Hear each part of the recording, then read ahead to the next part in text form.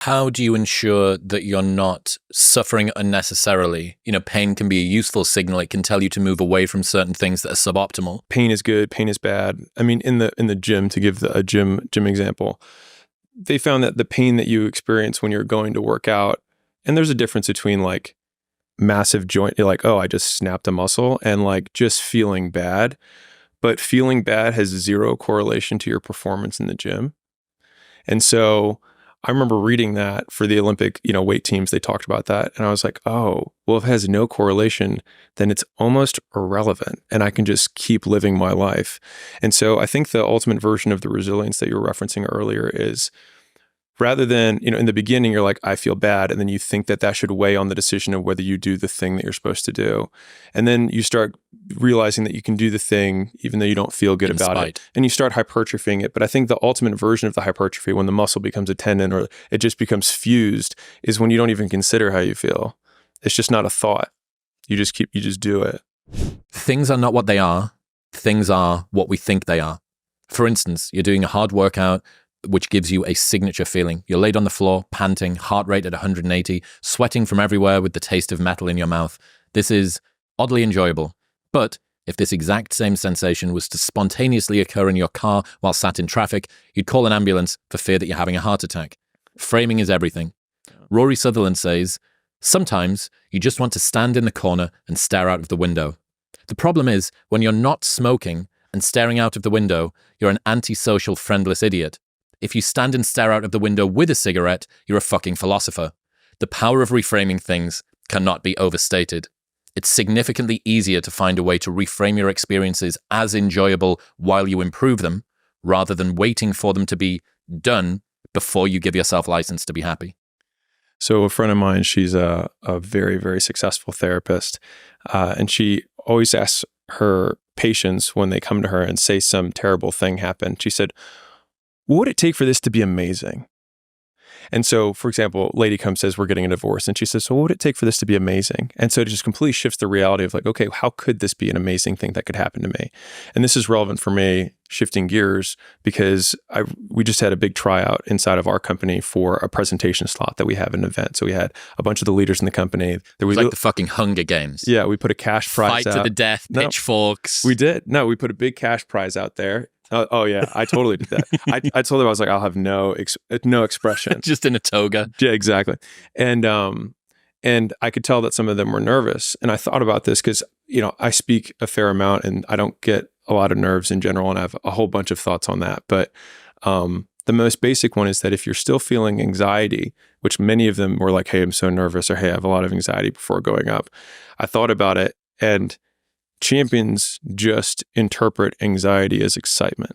And if you're excited to go up, then you're like, I'm amped, versus I'm stressed. But it feels the same, but the way you frame it totally changes how you feel when you're stepping on stage. But my 2 cents of, if you are feeling lots of anxiety, it means you need to practice more. That's just my 2 cents. And that comes for everything, whether it's to have a meeting or give a presentation or write an email or do a book. Like if you feel nervous before you release it, then you probably didn't work on it enough. And I think the reality is that most people, to get not anxious about whatever they're doing, you have to do it so many times that by the last time you're doing it, you're bored of it. Like you don't even want to see the thing again. When you're sick of it is the point where you'll have no adrenal response to the stimulus because you've seen it so many times. You could do it in your sleep because you hate it at this point. And then when you get up, you're like, oh my God, let's just do this because I can breathe this thing over with.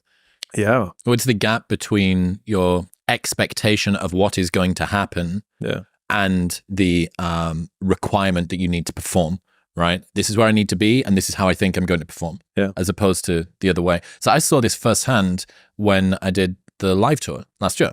So I did, I think, 17 shows in 28 days, 3 continents, right? Like proper tour, like real proper tour thing.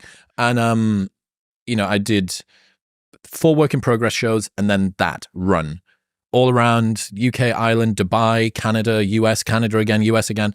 And I could see, because it was around about every other day for a month. And each time that I stepped out on stage, every single time that even though I'd done the prep, I'd spent all of this time, I'd done the thing, I'd tried to, I'm not nervous, I'm excited. I'm not nervous, I'm excited. Still, that degraded over time until at the end of it. And this is why comedians, I think, when they end up doing really big tours, one of my friends did a 300-date tour of the same show. He said, I no longer felt like a comedian, I was a performer. Oh, yeah. Because he's not stepping out on stage. He is so dialed and routinized that he's bored while he does it. And yeah, that's how you look at, oh my God, Joe Rogan just did Netflix live to fucking God knows how many millions of people.